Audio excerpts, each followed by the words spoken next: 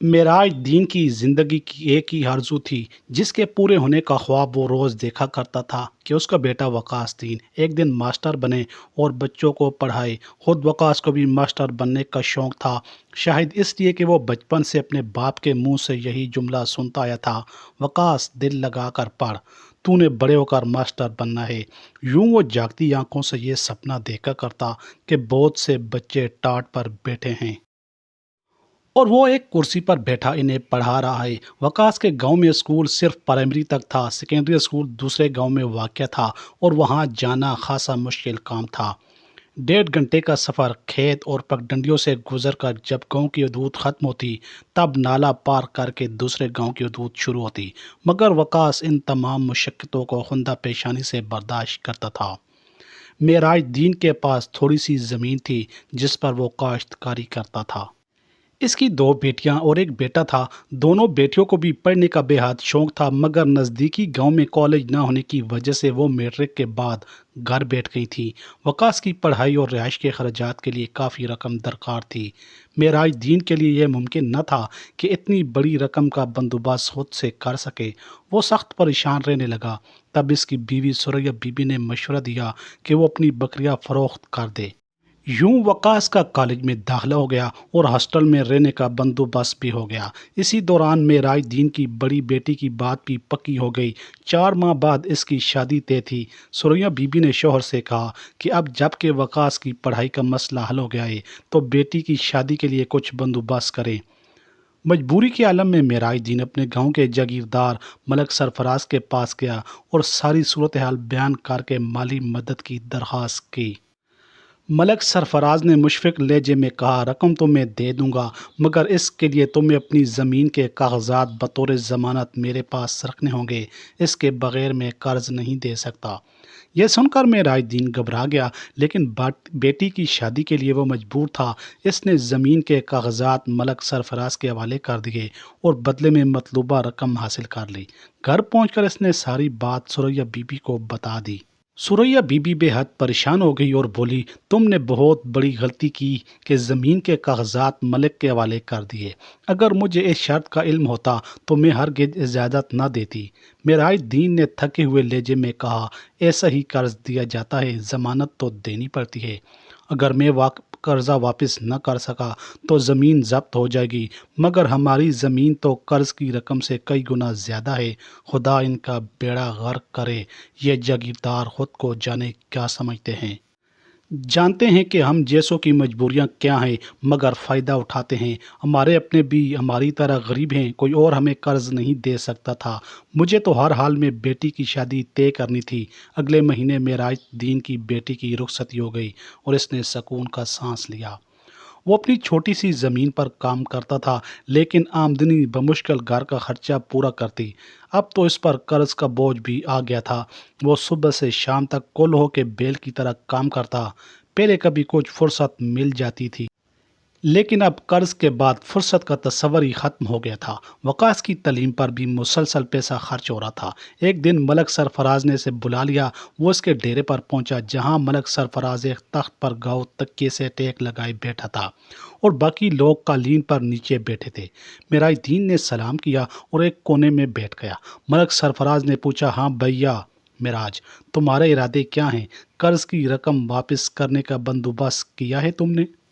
معراج دین نے تھکے لہجے میں جواب دیا، ابھی کہاں ملک صاحب، میری زمین سے جو فصل تیار ہوتی ہے وہ بمشکل گھر کا خرچہ پورا کرتی ہے، قرض کہاں سے اتاروں؟ ملک سرفراز نے تیز لہجے میں کہا کہ میں نے تمہیں منع بھی کیا تھا کہ بیٹے کو اتنی پڑھائی مت کراؤ، فضول میں اتنا پیسہ اس کی تعلیم پر لگا دیا۔ اب بھگتو، تمہارے قرض پر سود بڑھتا جا رہا ہے، نہ تم اصل رقم اتار سکے ہو نہ سود۔ وہ دن دور نہیں جب تمہاری زمین ضبط ہو جائے گی۔ معراج دین حیرت اور بے بسی کے عالم میں ملک سرفراز کو دیکھنے لگا۔ اس نے درخواست کی کہ اسے کچھ مہینے کی مہلت دی جائے، اس بار فصل کی کٹائی پر وہ کچھ رقم دے کر قرض اتارنے کی کوشش کرے گا۔ بختاور نے مٹکے سے پانی نکالا اور غٹا غٹ پی گئی۔ خالی پیٹ بھرنے پانی پینے سے پیٹ میں ایک تیز درد کی لہر اٹھی تو وہ چرپائی پر جا کر بیٹھ گئی۔ تھوڑی دیر بعد طبیعت کچھ سنبھلی تو اس کی نظر سامنے کمرے میں کام کرتی اپنی بیٹیوں پر پڑی۔ بڑی بیٹی سمرا بڑی دل جمی سے زمین پر لیف پھیلائے ڈورے ڈالنے میں مصروف تھی، جبکہ منجلی بیٹی دوپٹے پر کروشیے کا کام کر رہی تھی۔ دونوں شادی کے قابل ہو چکی تھی، مگر بغیر جہیز کے کوئی ان سے شادی پر آمادہ نہ ہوتا۔ ان کے گھر میں تو بمشکل 6 افراد کا کھانا پورا ہوتا تھا۔ بختاور سکندر کی 4 اولادوں میں 3 بیٹیاں، ایک بیٹا اور بیٹا عاقب شامل تھا۔ جس دن عاقب پیدا ہوا تھا، سکندر نے فوراً مسجد جا کر شکرانے کے نفل ادا کیے تھے اور بیٹے کے نیک و صالح ہونے کی دعائیں مانگی تھی۔ سکندر ایک بنگلے میں ڈرائیور تھا، اس کی قلیل آمدنی میں بمشکل گزارا ہو پاتا۔ بچوں کو انہوں نے سرکاری اسکول میں داخل کرایا ہوا تھا۔ سمرا اور فوزیہ میٹرک کے بعد گھر بیٹھ گئی تھی اور اب سلائی کڑھائی، مثالوں کی پیکنگ اور ہلکے پھلکے کاموں میں مصروف تھی۔ روز بروز بڑھتی مہنگائی کے باعث سکندر نے بیرون ملک، خاص طور پر سعودی عرب جانے کا فیصلہ کیا۔ اس سلسلے میں ایک ایجنٹ سے بات چیت چل رہی تھی۔ بختاور کو اپنی چھوٹی بیٹی اور بیٹے کو اسکول سے واپس آنے کا وقت یاد آیا۔ وہ چرپائی سے اٹھی اور بیرونی دروازے پر جا کر کوال کی آڑ سے گلی میں جھانکنے لگی۔ کچھ ہی دیر میں عاقب اور زینت بیگ لٹکائے آتی دکھائی دیے۔ دونوں نے قریب آ کر سلام کیا اور اندر داخل ہو گئے۔ جب تک وہ کپڑے تبدیل کر کے آئے، بختاور دری بچھا کر کھانا لگا چکی تھی۔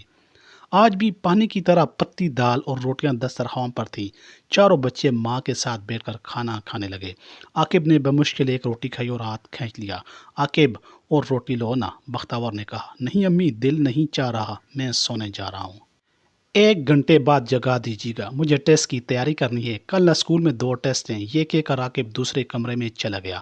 رات 10 بجے جب سکندر کام سے واپس آیا تو بختاور نے کھانا اس کے سامنے رکھتے ہوئے کہا کہ عاقب کے ٹیسٹ ہو رہے ہیں، وہ کھاتا بھی کم ہے اور پڑھائی کا بوجھ بھی بہت ہے۔ اسے روزانہ آدھا کلو دودھ ملنا چاہیے، 1 گلاس صبح اور 1 رات کو۔ سکندر نے نوالا منہ میں رکھتے ہوئے جواب دیا کہ نہ بختاور، صرف عاقب ہی کیوں، دودھ آئے گا تو چاروں بچوں کو ملے گا۔ میری بیٹیاں کیا کم محنت کر رہی ہیں؟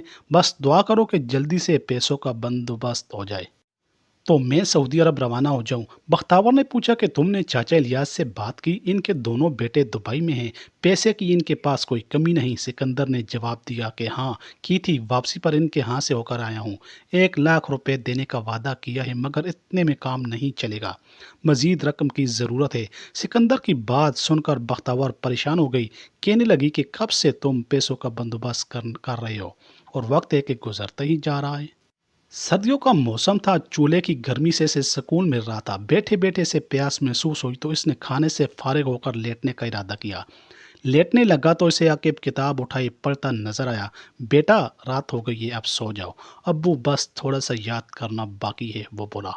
عاقب چوتھی جماعت میں پڑھ رہا تھا، کلاس میں ہمیشہ وہ پہلی پوزیشن لیتا تھا۔ سکندر کا ارادہ تھا کہ وہ باہر جا کر جب سیٹ ہو جائے گا تو عاقب اور زینت کو کسی پرائیویٹ اسکول میں داخل کروا دے گا۔ بختاور اس کے ساتھ والی چرپائی پر لیٹ گئی تھی۔ بختاور، میری بیٹیوں سے کہو کہ میرے لیے دعا کریں، میں جلد از جلد سعودی عرب پہنچ جاؤں۔ بیٹیوں کی دعائیں قبول ہوتی ہیں، میرے ابا مرحوم کہا کرتے تھے۔ ہاں، یہاں کہہ رکھا ہے کہ میں نے ان کو، بختاور نے جواب دیا۔ فوراً ہی اس کا دھیان اپنے بھائی کی طرف چلا گیا۔ کل اسے ہر حال میں جا کر ان سے ملنا تھا۔ اگلے دن رات میں وہ اپنے بھائی کے کچے پکے گھر میں موجود تھی۔ ذاکر بخش کو اس کے آنے کا مقصد معلوم ہوا تو اس نے صاف انکار کر دیا۔ بختاور، تم کیا سمجھ رہی ہو کہ میں دکان سے لاکھوں روپے کما رہا ہوں؟ چھوٹی سی پرچون کی دکان ہے، میرا جس میں مال و دال مار ڈال رکھا ہے۔ دکان کی کمائی میں اپنے گھر کا خرچہ مشکل سے نکل رہا ہے، میں تمہیں کہاں سے رقم دے سکتا ہوں؟ میں تم سے ادھار نہیں، اپنا حصہ مانگ رہی ہوں۔ ابا کی وفات کے بعد تمہیں خود میرا حصہ دے دینا چاہیے تھا، مگر تم نے کاروبار کا بہانہ بناتے ہوئے اس وقت انکار کیا تھا اور اب بھی کر رہے ہو۔ ذاکر بھائی، تم میری مجبوری کو سمجھو، مجھے اپنی لڑکیوں کی شادیاں کرنی ہیں، یہاں ہمارا خرچ بھی نہیں پورا ہو پا رہا، تبھی تو سکندر سعودیہ جانا چاہتا ہے۔ اس کا لہجہ ملتجی تھا۔ دیکھو بختاور، اماں ابا نے کوئی وصیت تو نہیں کی تھی کہ تم ان کی وراثت کی حقدار ہوتی، اور جب میں نے ابا کی وفات کے بعد گھر بیچ کر کاروبار شروع کیا تھا تب بھی تم حصہ کا تقاضا کرنے چلے آئی۔ تمہیں اگر ذرا سا بھی احساس ہوتا تو تم حصہ مانگنے نہ آتی، مگر تمہیں مجھ سے یا میرے بچوں سے کیا انسیت؟ ذاکر بولا تو بختاور، جو پچھلے 1 گھنٹے سے اس کے ساتھ بحث کر رہی تھی، گویا ہوئی۔ بھئی، مجھے تمہارا اور تمہارے بچوں کو خیال نہ ہوتا تو 3 سال سے خاموش نہ بیٹھی ہوتی۔ کہیں سے آس نہ بندنے پر میں تمہارے پاس آئی ہوں۔ میں یہ نہیں کہہ رہی کہ تم مجھے حصے کی پوری رقم دو، مگر فی الحال اتنی رقم کا بندوبست کر دو کہ سکندر کے جانے کا انتظام ہو جائے۔ بختور بمشکل کہہ سکی۔